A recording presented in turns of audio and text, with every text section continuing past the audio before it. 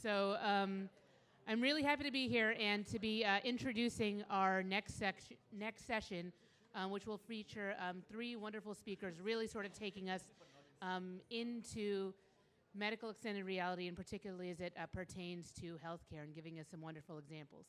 So I'll be starting off with Dr. Omer Liran, who is an assistant professor of psychiatry and behavioral neurosciences here at Cedars, and co-directs the virtual medicine program at Cedars. He is a full-stack developer with decades of experience developing various software, including an fMRI statistical analyzer, a behavioral health EHR, research applications, artificial neural networks, and medical extended reality software. Anybody who's been to this conference before has, of course, seen his work. We've been lucky to see his project on virtual reality, cognitive behavioral therapy, to intervention for irritable bowel syndrome, as well as guided meditation VR to reduce anxiety and pain. He is a co-investigator on three separate NIH-funded VR studies, which I think even having one NIH-funded VR study exist 5 years ago would have been more or less unheard of. But perhaps beyond all of these, Dr. Liran has the wonderful ability to take the daunting world of MXR and make it accessible and feel achievable to us mere mortals, for which at least I can say I'm personally grateful. So with that, Omer.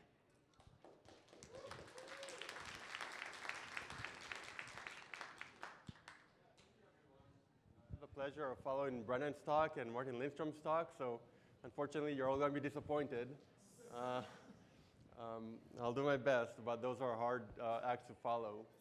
So I want to share with you how we created an AI-enabled XR mental health app called Zaya. The avatar you see here on the screen is the face of our app, and we created her to study the interface between AI, XR, and mental health. When large language models came into the space, I was very curious as to what we can do with this new technology and how we can use it for good, seeing that a lot of, there are a lot of fears about how it can be used for bad. We're trying to counterbalance that. So I've been studying XR therapeutics since 2016, and this is really the culmination of our work. And I do have to say that there is a conflict of interest because I'm a co-founder of VRX Health. Now that Zaya is owned by Cedars-Sinai, but VRX Health has a license to distribute the software. The product is not FDA regulated, and but we will focus on this talk on the research aspects, the challenges we faced when creating it, and how we overcame those challenges. So when we started, there were three open questions that we really didn't know the answer to, and we set out to answer. The first one, can AI provide beneficial mental health support where and when it's needed? This was really not clear-cut because out of the box, if you use GPT and you're trying to get mental health support from it, it's quite terrible, to be honest. And we were wondering, can we actually train a large language model to help people? And the reason this question was in my mind is because in the United States, over 50% of Americans who want mental health care are unable to access it. There are a lot more people who, because of stigma, don't even seek out mental health care. But even those who do, there's, because of costs, geographic location, general lack of mental health professionals, and other factors are just unable to access mental health support. So we were wondering, well, can we at least make something that's better than nothing? Because if we can make something that's better than nothing, then that can help many people. The second question, can AI demonstrate empathy that is accepted by users? Well, another way of asking this is, what would an avatar or an entity need to have? What behaviors would it need to exhibit for people to be able to connect to it on an emotional level and feel like they're getting empathy and care? And can people have an emotional connection with a virtual avatar? Again, it's not obvious that people can make an emotional connection to an AI, and to get mental health support from an AI entity, That's something that, there's a bond between a therapist and a patient that we would need to recreate so that people can put some trust and open up with their deepest feelings and thoughts. So the first step was to actually try to create the artificial intelligence behind the technology. And I'll only briefly touch on the AI component because this is a virtual reality conference, so the majority of the talk will be based on that. But this is the model we ended up with. We wanted to make it very conversational, seamless, so the user actually speaks naturally. And the idea is that then there's magic inside the black box, and they get a response back. And they can go back and forth. So the first step was to encrypt the audio, send it to a server. The server is, of course, HIPAA compliant. The server takes the speech, converts it to text. And then it says inject appropriate model. We're going to talk a little bit more about that later, but we're using a mixture of experts model to correctly inject the AI. So there's an AI that analyzes the data in real time, the conversation in real time, and decides which AI model would be most appropriate for this conversation. Then we feed that text into a large language model. There's another AI that does sentiment analysis. So of course, we're using an avatar. It's important that we get the facial expressions correct, the body language correct, and other components. So we do a sentiment analysis. If you're talking about something that's sad, the avatar, you can't be smiling, of course. At the same time, we also have an appropriateness classifier. Now, we've tested the large language model thousands of times, and we haven't seen very inappropriate responses. But then the question is, well, what happens if you scale it up and you do it millions of times? And I can't tell you if it's ever going to make an inappropriate comment, like, worst case scenario, telling someone to go kill themselves. So we train an AI, I call it an appropriate classifier, that actually looks at the conversation and decides, was this a helpful response or harmful response, or is it a good response? And it'll negotiate it with the large language model if it detects a harmful or unhelpful response. And it will actually block that message from getting to the user. So it's an extra layer of protection. Also the input, so when the user speaks, before it even gets to the large language model, there's an AI that examines that speech and makes sure that the person is not trying to break the system. You've probably heard about all the people getting GPT to say crazy things. So we actually look for that, and we'll block that from getting to the large language model. So we have multiple layers of protection against stuff like that. And many people have been trying to break the system. I haven't seen anyone succeed yet. It's possible that someone in the future will, but we're taking every precaution we can. And of course, we're constantly testing the safety of it. Then after the sentiment analysis, there's another AI that creates what we call generated reality, and I'm going to get to that in another slide, so I'm going to skip it for now. But at the end, we use text-to-speech to then let the user hear the response of the avatar. So I mentioned the mixture of experts model, and what that means is we trained the AI in multiple forms of therapy: cognitive behavioral therapy, supportive psychotherapy, motivational interviewing, relapse prevention therapy. We're doing dialectical behavioral therapy, and many others. But because of token limits, and we actually don't have all those in one AI, we split that to multiple different AIs. And then when the user communicates with the AI, and there's another AI that looks at the content and decides which form of therapy would be best suitable right now. And the AI model will be injected in real time. So as the user, it's completely seamless. You're just talking to the model, you tell it what's on your mind, and you don't really know that the AI underneath completely changed. You're now talking to a different entity, but as the user, you don't even notice that. It's completely seamless. So we published a paper looking at the feasibility of combining spatial computing and AI. This was for an older version of the app, and we published this about a month ago in Nature Digital Medicine. This was a pilot study looking at the safety, ethics, and acceptability of our approach. Of course, the avatar here was much less sophisticated. This is software that we wrote initially. But what we showed was that not only was this acceptable to patients, but many patients gave it overwhelmingly positive feedback. Many saying that they prefer it over their own therapists. Now, I will get to that. We're not replacing therapists. We're not trying to do that, and I will explain exactly why and how we're trying to prevent that from happening. But this really solidified that there's something to our approach.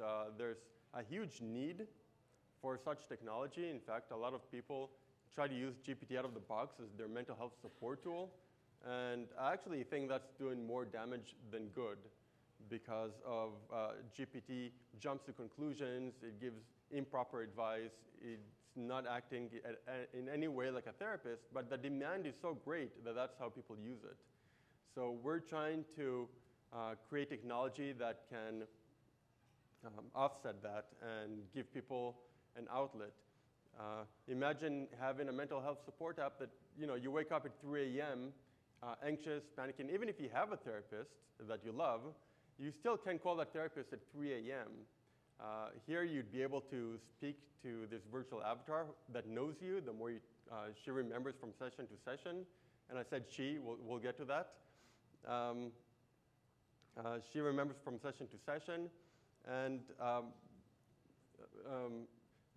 gets to know you better and better over time. So instead of going to the urgent care because you're having panic, maybe you can try this first. It was very important for us to know whether there was bias in the model.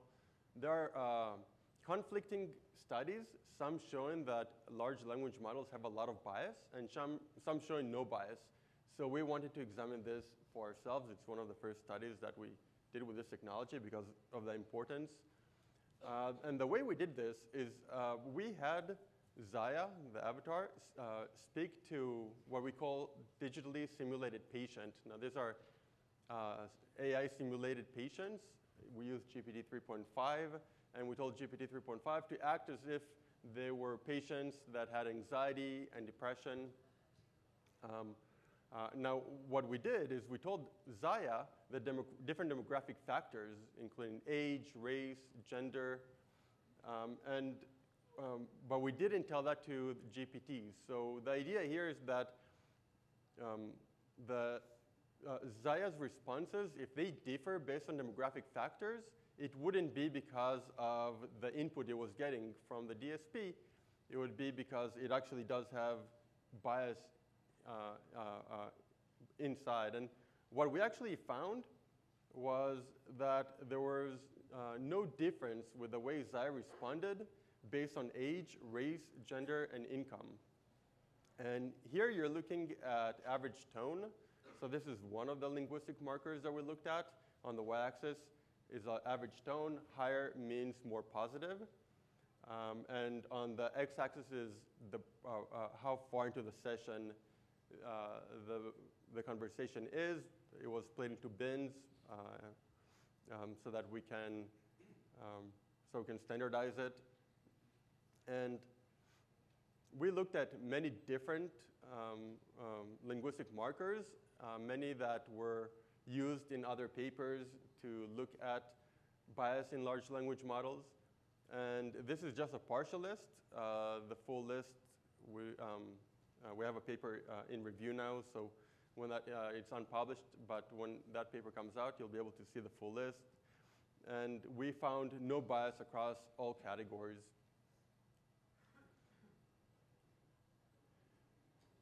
One interesting finding that we found from kind of a SAT analysis is that, again, this is average tone going from the beginning of the conversation on the left to the end of the conversation on the right. Of course, the AI acting as a patient starts very negative. It's acting as if it has depression or anxiety. And what happens is Zaya will come down and match its tone, but just a little bit over. And every exchange gets just a little bit more positive. Now, I thought this was very interesting because this is a technique that I've been teaching students for a decade. But I didn't actually program this into Zaya. This was emergent. And of course, this is a simulated patient. The question is, well, does that also translate to real patients? And we do have preliminary data that it does. It's actually doing the same thing with real patients, which is very interesting. So now this is not an advertisement for any product, but it's important that we did create this experience for the Vision Pro. And it's important to also discuss why, given that it's 10x the price of a Quest. So the Vision Pro does give us unique abilities because of its mixed reality. People put it on and they're in the same space that they were in, except they have the avatar in front of them, as opposed to replacing the entire environment virtually. And at the beginning, we did have virtual environments that people could choose, and they can meet the avatar. But what I noticed is when people take the headset off, they're on the beach, but then they take the headset off, and they're back in the hospital. And it gives them kind of a negative feeling, like they were in this fantastic virtual space, and now they're back in their reality. But what we're trying to do is get people to have better real realities. So instead of putting them in the beach, leave them in the hospital, but change the hospital environment. Put art that augments their inner experience and heals in that way. That's what we call generated reality, which I'll get to in a later slide. But we want to transform their real reality instead of giving them an escape. Now, we do use also escape, for example, when they're doing breath work or meditation, but when they're actually getting the mental health support from the avatar, we put them in their own physical space. And I'll get this question a lot. Why did we use a robot instead of, for example, a human or many other things it could be? So here are the reasons. One is the uncanny valley, which you're probably all familiar with, but as a reminder, it's the really icky sense that people get when they speak to something that kind of looks like human, but there's just something a little bit off. And that could be with how they look, but also just with their expressions. If we don't get it exactly right, then people can feel off-put by that. And because people are very tuned to how other humans behave, but when using a robot, we get to override that. People aren't as sensitive to tiny mistakes in the expression of the robot as they would for a human. We also don't want to mislead the user. The user is not talking to a human. The user is actually talking to a robot. So the avatar, in my mind, should be a robot. We don't want anyone thinking they're actually talking to a human on the other side. It is technically easier to create a robot than a human, just from a development point of view. And it gives you more creativity and flexibility. We can make the robot look like anything we want. With human, we have more constraints to work with. So, and the other question I get is, well, why spatial computing? People use mobile devices, which are much more ubiquitous, and if we're using the Vision Pro, there may be an access problem where people can afford it. Well, before the pandemic, I worked at an outpatient mental health clinic,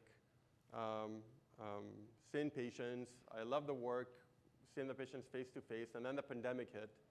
And we had to switch to doing the sessions over the phone or over Zoom. And I really did not like that, and I don't think the patients liked it. They liked the convenience. They didn't have to drive to the clinic and wait in the waiting room, but you really lose something special. You lose the rapport. Through the phone, things become, you feel more distant, disconnected. And I think the same is true when speaking to this avatar. When you put on the headset and the avatar is standing, she's 5 foot tall, she's staring you in the eye, she has expressions, and you feel like she's right there. People are much more engaged, they're more open. than they would if they were just talking on the phone, where they can be very easily distracted. So it was also important to get the facial expressions correct, because humans communicate a lot with their facial expressions. You can see empathy, she can show concern, she can display many different emotions. And of course, there's an AI that selects which emotions she's going to display based on the topic. And a lot of work went into getting that right, because that's how people feel understood. They feel supported and connected. And just as important is body language. So again, AI controls the body language. You can see the version on the right is happier. She's more open, expressive. Her arms are moving wider. The version on the left looks more concerned. Things are more midline. So these tiny details, it turns out, is very important for people to be able to feel that the avatar has empathy towards them. And we mentioned that question before: can people get empathy towards the avatar? And we found that the answer is yes, and a lot of it is because of just like detailed work like this. Eye contact is very important. People communicate that they are listening with their eyes. So while developing this, I paid very close attention when people were talking with me. And I want to see what makes me feel heard and what makes me feel like I'm not being heard. And I noticed that people make these saccade triangles. Saccades are the quick movements that when your eyes jerks around. And when people are thinking about what you said, their eyes make these little triangles. Sometimes they're small, sometimes they're large, but they make these triangles and come back to look at you. And it makes you feel like they're actually thinking about what you said. So we implemented that. They also don't just look at a single eye. They go from eye to eye. They'll look down at your mouth. They'll go back. And initially, when the version 1 of this software, I just had the avatar look at the camera, which is like a point in between the eyes, and it felt very unnatural.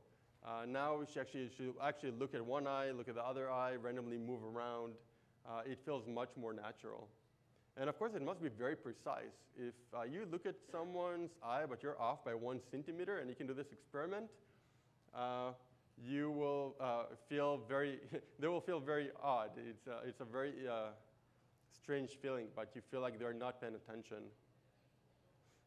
I mentioned generated reality. The idea here is that we transform the person's environment into a healing space. Again, to improve their real reality and not just have a form of escape. Now, there is a place for escape, like I mentioned, but there's also a place where if you're in a hospital bed or in a house, in your room, where you're usually associated with a lot of anxiety, converting that into a healing space with art, soundscapes, visual effects, and music can really make a difference. So I'll show you a short video about what the experience looks like. Oh, there's no audio. This week. Hi, not great. I'm just so anxious all the time about everything. I'm sorry to hear that. Last time we spoke about some strategies that might help. Have you tried any of the relaxation techniques? A little, like deep breathing, but it's only a temporary fix. Temporary fixes are a good start. Building on them can lead to longer-term relief. What about setting aside a specific time each day to focus on these techniques? That could work. I haven't thought about making it a routine. Routine can be powerful.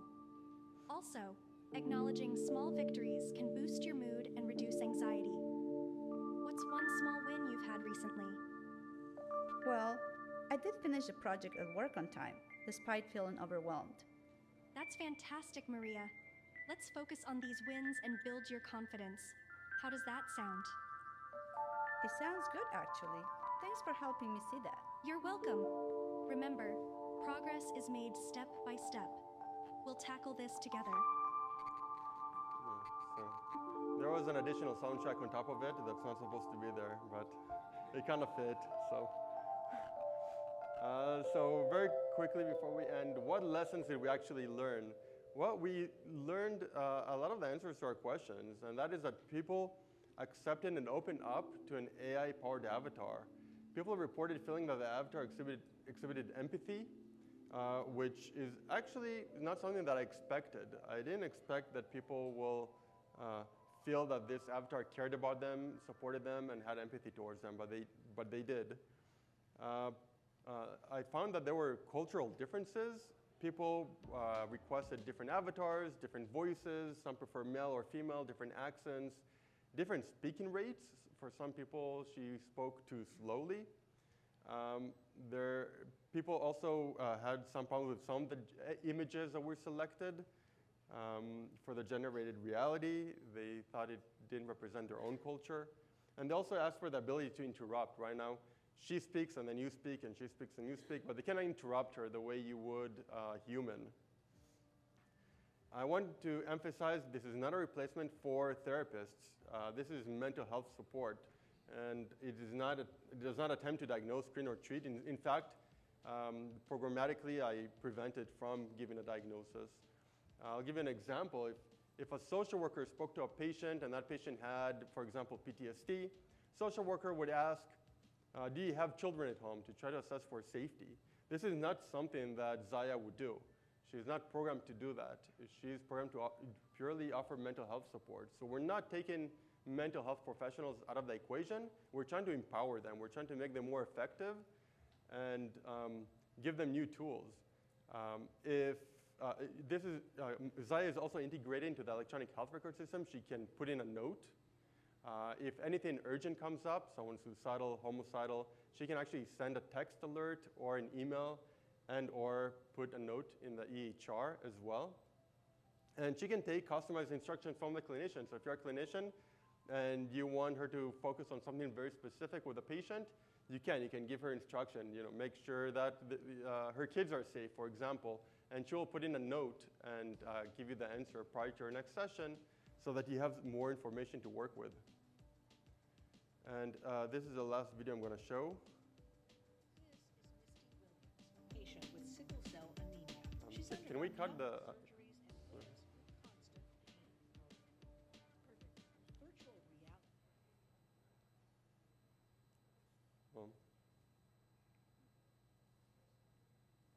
reality. I'm not sure if it's working, but... Okay.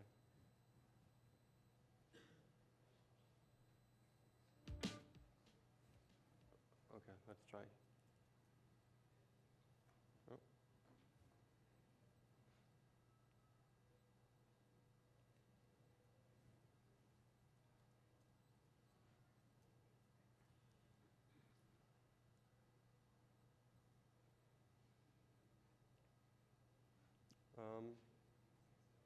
Well, is it going to work, or should we? Okay.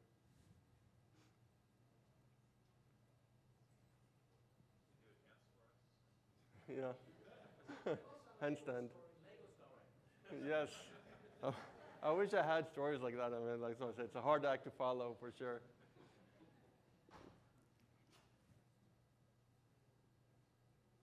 But if anyone is interested and would like to learn more or try to demo, come talk to me after. I'm going to be around. So I'm always excited to talk about it and answer questions. Daniel here. So Daniel Kraft has a saying, which is that AI is easy, but AV is hard. Yeah. Okay, let's try it. This is Misty Williams, a patient with sickle cell anemia. She's undergone countless surgeries and lives with constant pain. How does that feel? It's perfect. Virtual reality, VR, allows her to escape to a calm setting, to forget her pain. But today, as an outpatient, she is trying something new. Mental health therapy in a VR setting with an artificially intelligent robot. Hi, Misty. How can I help? Trying to focus and basically put my life back together after an unfortunate tragedy. It is a testament to your resilience and strength that you're here to talk about it. The mental health app was developed at Cedars-Sinai after Dr. Omer Liran came up with a very out-of-the-box idea. When these large language models, AI, came about, I had the idea that maybe they could be useful for some people who don't have otherwise access to a therapist. I didn't have too many expectations, but I decided to try anyway. Together with Dr. Brennan Spiegel, they created the AI therapist named Zaya for Extended Reality Artificially Intelligent Ally. So when we first started this work, I really wasn't sure if it would make sense. You know, it's kind of ambitious to do therapy with a robot. And when it started, I wasn't clear that it was very effective. You know, it wasn't establishing a rapport with the patients. It was rushing to conclusions. To help Zaya be more empathetic, Cedars-Sinai clinical psychologist Dr. Robert Chernoff taped a session for Zaya to emulate. Zaya really captured some of the most basic foundational skills that therapists use. So for example, what we call active listening, showing the client that they're actually listening to what you say, and also expressions of empathy, showing that Zaya showed that she heard the emotional content behind the statements, that she could pick up on the feelings that the person was expressing. And that was kind of amazing. So far, 40 patients have tried Zaya as part of a Cedars-Sinai study, and the response has been remarkably positive. It was amazing. I would say the space in itself that's been created is something very peaceful. I do like that it switched out when we were talking about the different topics to certain things. For instance, talking about, you know, the resilience and what happened. One of my most favorite things popped up on the screen, which was a phoenix. Zaya is now available with the new Apple Vision Pro goggles. It's not meant to replace therapy, but support it. This can augment their therapy. 3 a.m., they want someone to talk to. They can't just call their therapist at that time. It's nice to have someone so that you can feel like they've listened to you and offer productive and positive advice. So Zaya can remember from session to session. Now it's all done with privacy and it's HIPAA compliant, but she can remember the key points from a therapy session. So that means when you come back and talk to Zaya again, she might pick up where you left off and say, you remember we were talking about this last time, and you know, how's that going? It felt like Zaya was giving me a hug because of her reaction to the things that I was saying and exactly what she was saying. I'm gonna say it again, I want one. I need one. All right, thank you.